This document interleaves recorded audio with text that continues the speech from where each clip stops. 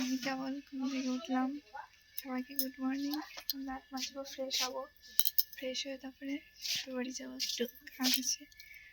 চলো দাঁত মাজে দেখা হচ্ছে তোমাদের সাথে।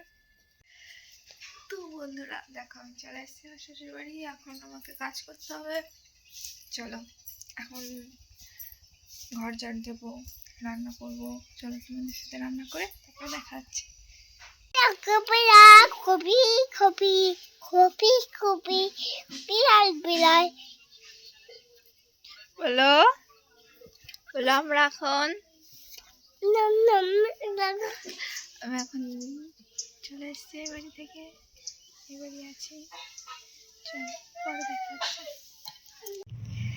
তো আমি এখন এই বাড়িতে আছি, তখন বললাম তো।